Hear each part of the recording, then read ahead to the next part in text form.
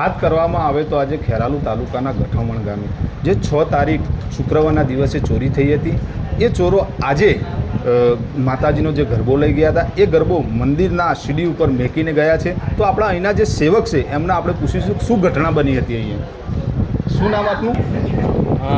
ગણપતિ પ્રજાપતિ ગઠામણ.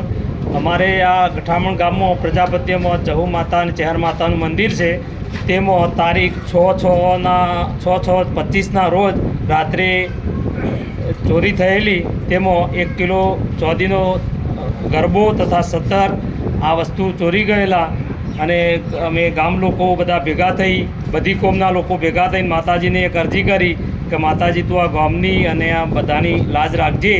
તો તારીખ લગભગ 11 દિવસમાં આ ચોર રાત્રે આવીને મૂકી ગયા અને ફરીથી ગામ ભેગું થયું અને એ ગરબો તથા ગામનો આખા ગામમાં તેની શોભાયાત્રા કાઢી અને જય જયકાર કર્યો. માતાજી બધાની લાજ રાખી અને સારી એવી બધામાં આબરૂ રાખી.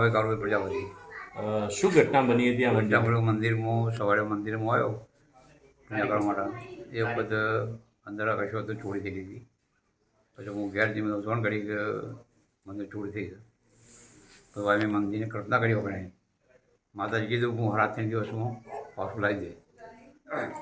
સવા છનો ગરબો ચોદી નહોતું, 500 ગ્રામ 17 હતું. એટલું લોકો લઈ જતા અહીંથી. અને આજે રાત્રે ચોરી પાછી મીડી જાય મંદિરમાં. કેટલા દિવસ પહેલા ચોરી થઈ હતી? લગભગ 2 તારીખ આપણે 6 આ અંગે કોઈ પોલીસ ફરિયાદ કે એવું નોંધાઈ તો ના કશું ના થાય. કેટલા લોકો હતા? એ કંઈ ખબર છે એમ કોણ હતા એ? 15ની ટીમ ગયા હતા લોકો. એ વાત કરતા મૂકવા કોઈ આવ્યું તો એ જોડી નહીં મેં હવે પહોંચો કયા ઘરમાં મંદિર પૂજા કરવા એટલે અંદર પડ્યું વગર પગ ચાલી બધું. એ જોણ કરી કે થોડી પાછી પાછી આવી મંદિર તો અમારે તો બોલાયા બધા. કહેવત છે ને કે જ્યાં શ્રદ્ધા હોય ત્યાં માતાજી હોય. તો મિત્રો આ વાત ગઠામણમાં સાચી પડી છે. Reporter Sanjay Thakor, online TV news, Kheralu.